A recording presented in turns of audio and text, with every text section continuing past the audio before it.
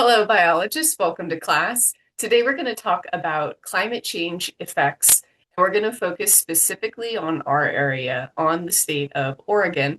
We're going to talk about how we measure the effects and what kind of effects we're seeing. This lecture is going to be a diagram and a graph bonanza, so make sure that you can visually see the PowerPoint as I'm talking because we're going to see a lot of diagrams.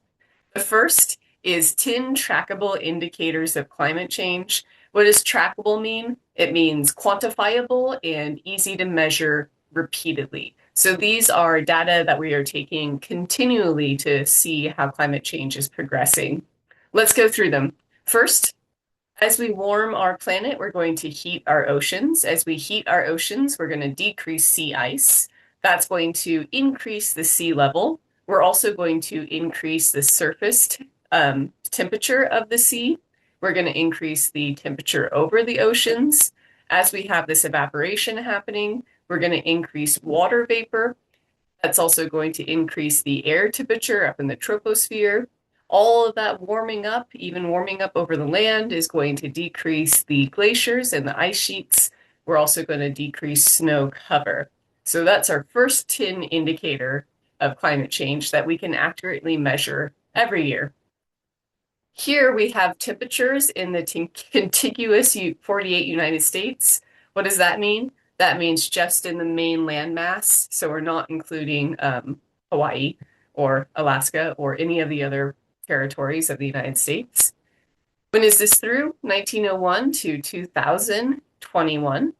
What do we have on our graph? We have the year. That's going to be our independent variable. Please identify independent and dependent variable every time we look at these graphs. Independent is usually on the x-axis, but it's the thing that changes. And then dependent variable, that's our temperature anomaly. That's going to be on the y-axis.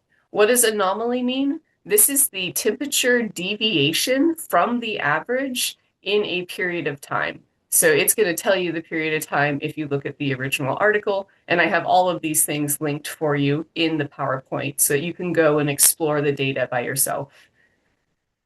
There's a lot going on in this graph. Let's check it out. Here, 0 would be if there's no range from average. If it goes up, we have an increase in temperature. So this is a hotter than average year. If it goes down, we have a decrease in temperature. This is a cooler than average year. Our temperatures are denoted from the Earth's surface, if it's a bar, and from the troposphere, measured by satellite, if it's a line. So we have two different ways to measure temperature. What's the point? What's the overall trend? We have up and downs when we get into the industrial area up until the 1950s, more up and downs until like the 1980s, and then from 1980, let's say 6 on, we have a notable pattern of increasing temperature in the United States. So it's a distinct, notable increase. All of these bars are notably higher than they have been in the past. So that's one of the effects of climate change, is just increasing temperature. Let's look at some more data for that. Here is the annual average air temperature since 1901, again for the contiguous United States, but also including Alaska since 1925. Here is our rate of temperature change. We have Fahrenheit per century. And if it's blue, it is a negative change, meaning that it was colder. And if it's red, it's a warmer change. So it's increasing temperature. What's the trend we see? We definitely have high increasing temperatures in majority of the United States. Alaska is seeing climate change happen way more intensely and way more quickly than other places on the Earth. And we also have pockets that are seeing no change or are getting colder. So that's one of the reasons that we moved away from saying global warming, because there's not equally one outcome for climate change. We're going to have variable outcomes depending where you are. Latitude and longitude and habitat have a huge part to play in that. So really interesting that there's going to be some places that have cold and some places that have hot, but we do see a distinct trend. The majority of the United States has been warming the last 100 years. These are the temperatures worldwide. It's the same date range, so 1901 through 2021. We have the same independent and dependent variables, and we have the same way that we are measuring the data. So we have Earth surface temperature, that's just taken with a thermometer in different locations around the world. And then we have lower troposphere measured by satellite. That is the temperature measured up in the atmosphere. What's the trend?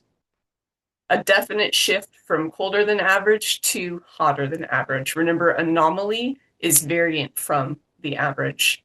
So a definite trend toward warming. I have a video for you. It is from NASA and it is going to go through global climate change measured as a heat map over time.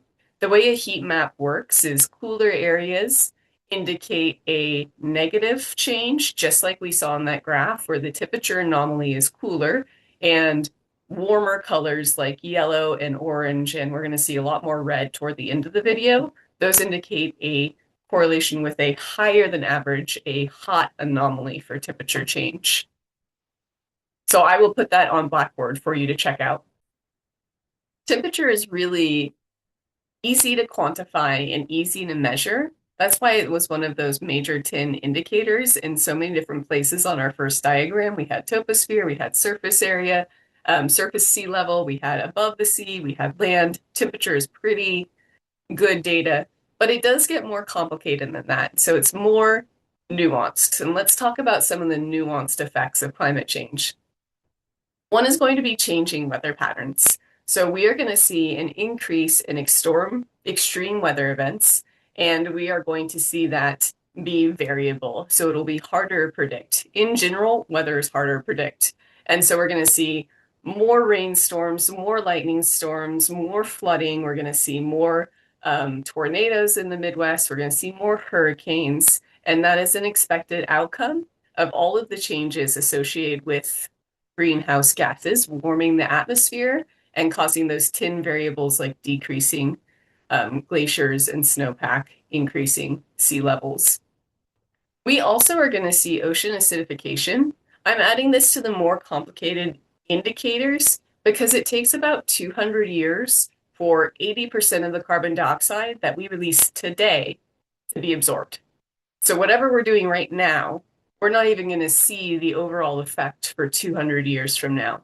And that doesn't mean we shouldn't try to make changes now. It just means that our predictions are based on an unknown outcome. We know that we're going to have a loss of biodiversity, and a major part of that is going to be habitat loss. These are totally a Venn diagram with loss of biodiversity. We're going to have economic impacts of natural disasters, those extreme weather events, sea level rise. We're going to have the cost of mitigating these changes, like trying to prevent sea level rise from washing away neighborhoods. That's going to cost a lot of money.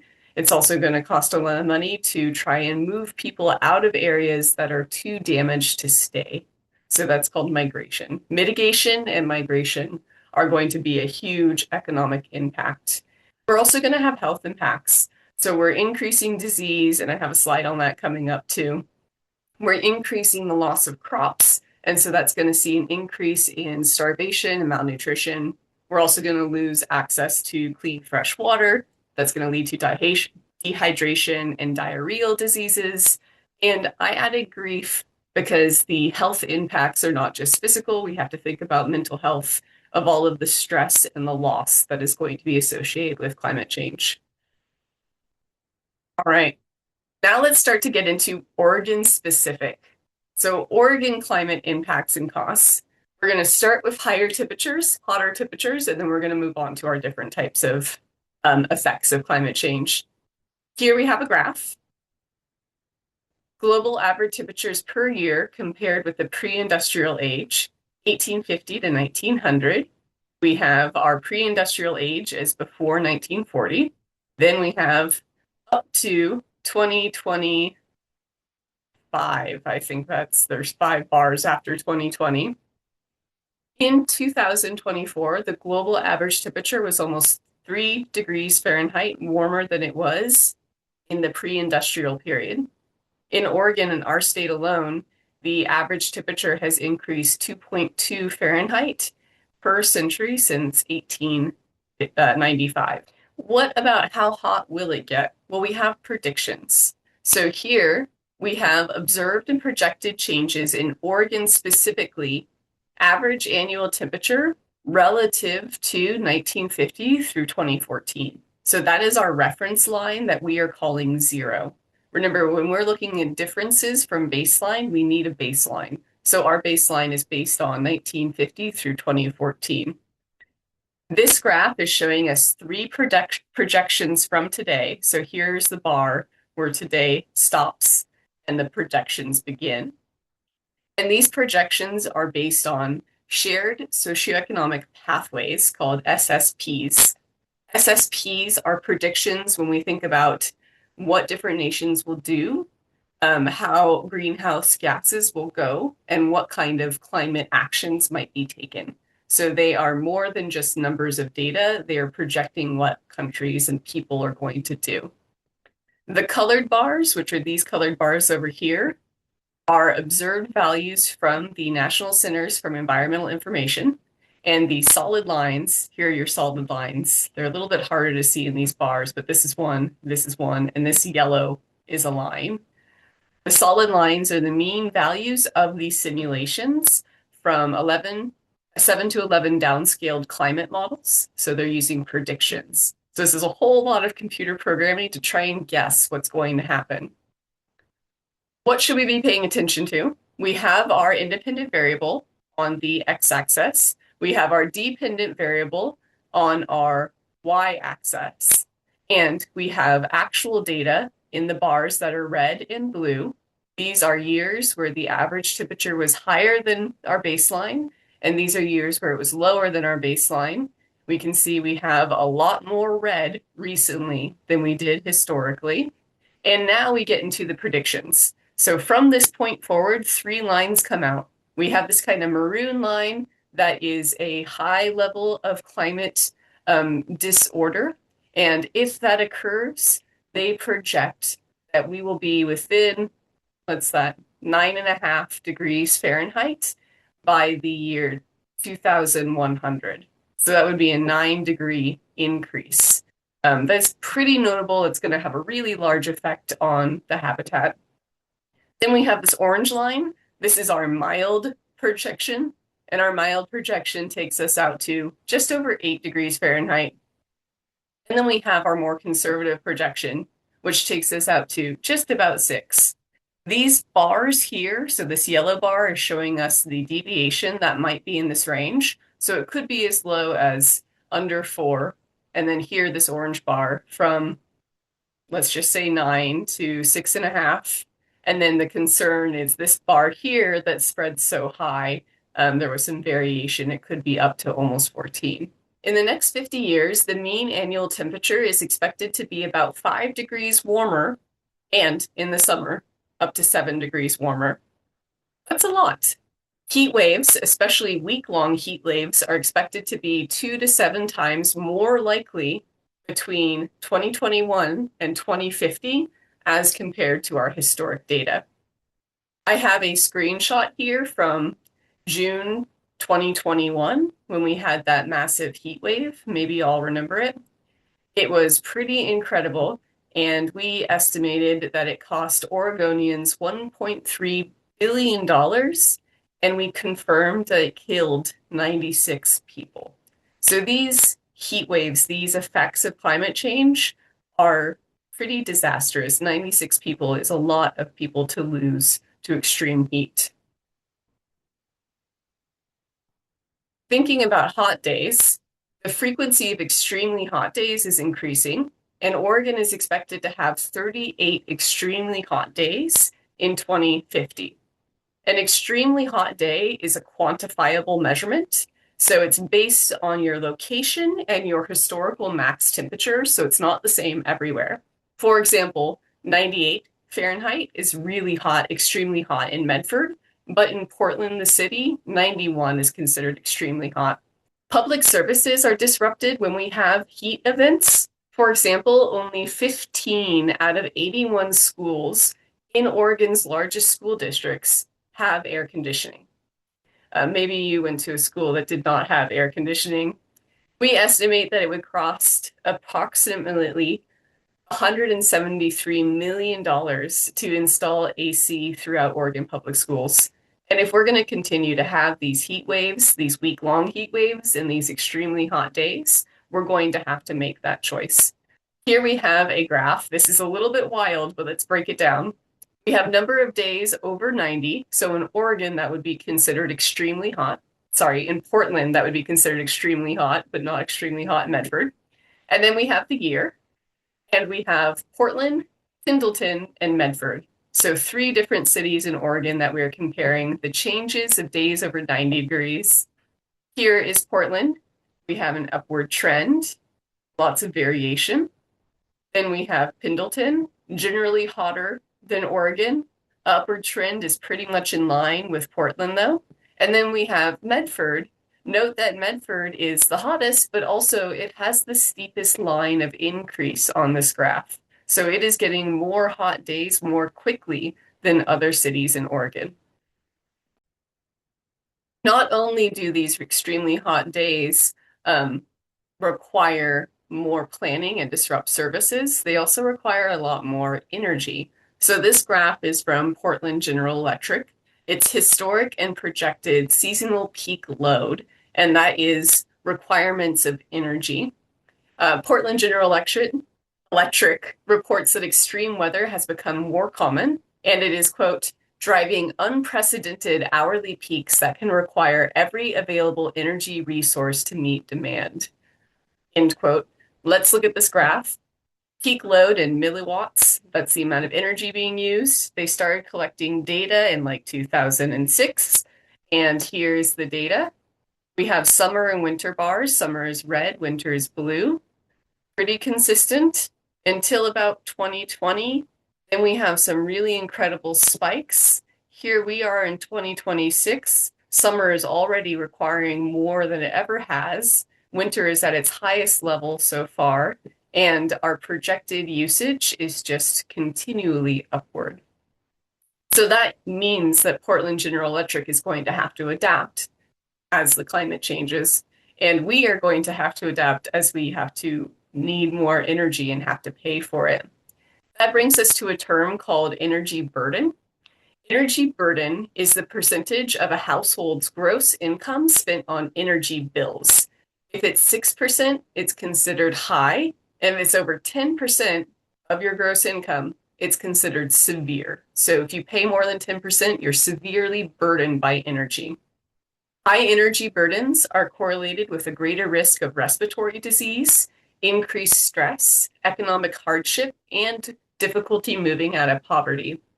Here we have percentage of Oregon households experiencing high to severe energy burden and earning 20% or below federal poverty line by county. So we are thinking about our inequity in how climate change is affecting Oregonians. The yellow is 18 through 29%. The orange is 30 through 39%. And the pink is 40 through 49%. So that means like almost half of people are energy burdened, which is pretty amazing. Check out this, see if you have any patterns that you can identify. It's definitely affecting Eastern Oregon, Southeastern Oregon more than the rest of the state. And that is going to be our more rural area. And it's also going to be our more desert climate. So these are hot and dry areas that are going to feel the effect most. Hotter temperatures also lead to an increase in mosquitoes and an increase in ticks. And both mosquitoes and ticks are vectors for disease.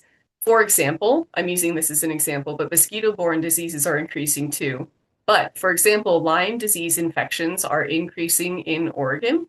Lyme disease is spread by ticks. If you get bit by a tick that has Lyme disease, you'll often see this bullseye rash. And it doesn't always occur where you got bit, so it's not like you got bit right in the center, but it does occur most commonly. You can get Lyme disease without bullseye rash, but it's one of the indicators that we look for. Oregon had an average of 18 cases of Lyme disease per year from 2003 to 2012. And in 2013 through 2022, we had 48 cases. So way more than double. Oregon's coastal oceans have warmed about half a degree in Fahrenheit per decade since the 1950s.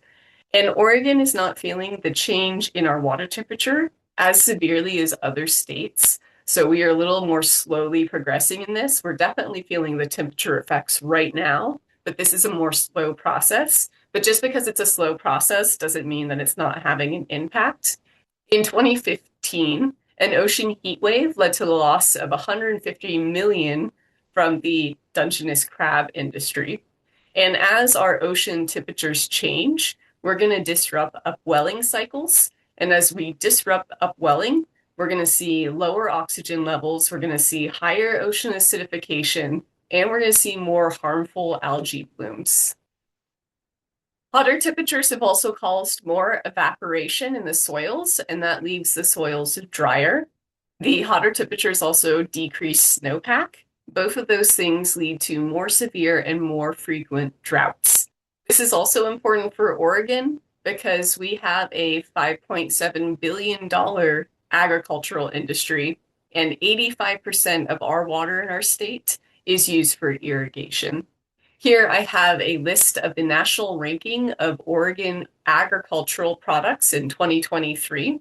This is how much of that product our state produces for the United States. So 99% of hazelnuts and crimson clover come from Oregon. Now, this is important because not just do we make money, this is also livelihoods, this is cultural, there's a lot going on.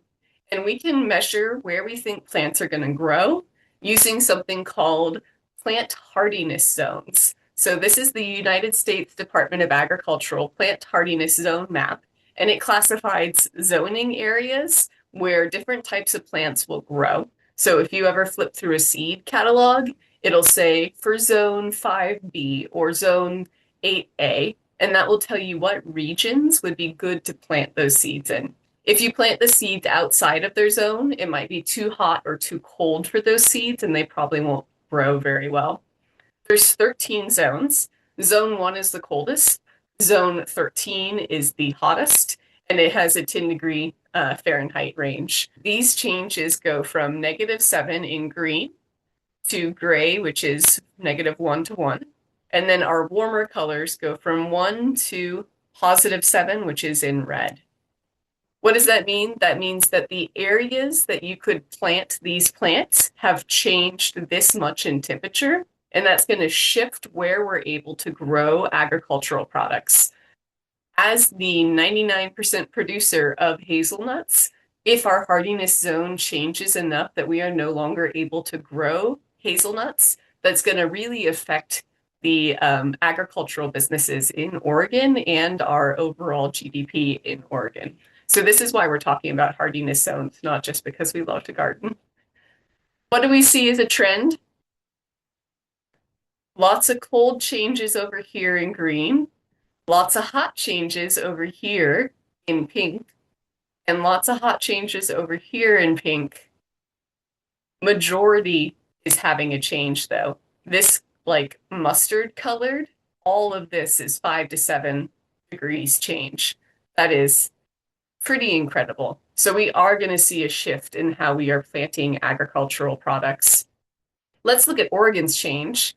So this is the same range, 2023 to 2012, and we are looking at the change in temperature of plant hardiness zones.